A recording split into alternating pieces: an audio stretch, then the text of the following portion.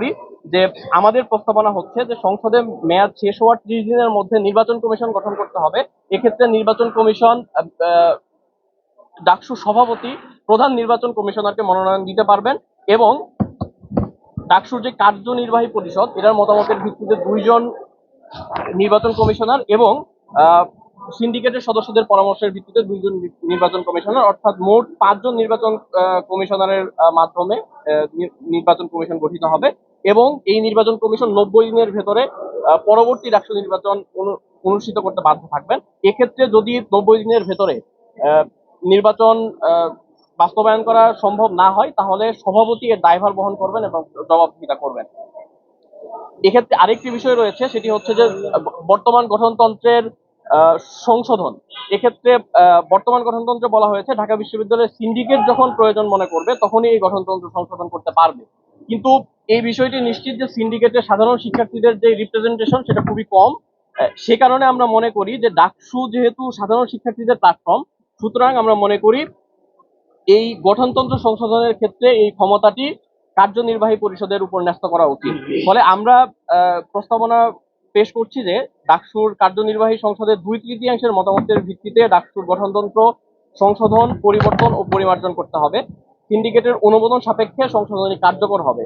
কোনো সংশোধনী সিন্ডিকেটে অনুমোদিত না হলে সিন্ডিকেট তার ব্যাখ্যা প্রদান করবে এবং কার্যকরী পরিষদ সেটি পুনর্বিবেচনা করবে।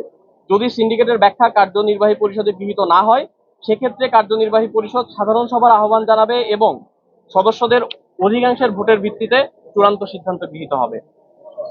এক্ষেত্রে আমরা আরেকটি বিষয় দেখেছি যেটা 7-এর জ-তে বলা আছে যে নির্বাহী কমিটির সভায় কোনো ধরনের আলোচনার জন্য সেই এজেন্ডাটি সভাপতির অনুমোদন নিতে হয়, অর্থাৎ সভাপতির অনুমোদন ব্যতীত কোনো এজেন্ডা সভায় পেশ করা যায় না বা আলোচনা করা যায় না।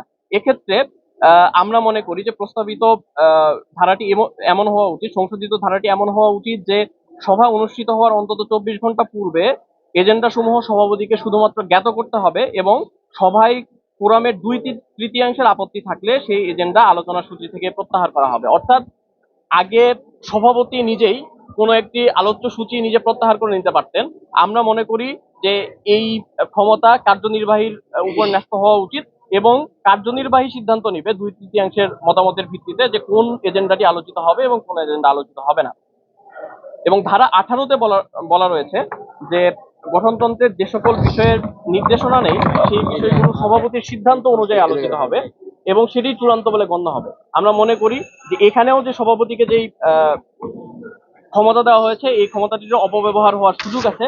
সেক্ষেত্রে কার্যনির্বাহী পরিষদ জরুরি সভায় যে সিদ্ধান্তগুলো গ্রহণ করবেন সেই সিদ্ধান্তগুলোই চূড়ান্ত বলে বিবেচিত হওয়া উচিত। গঠনতন্ত্রে যে সকল বিষয়ে নির্দেশনা দেওয়া নেই।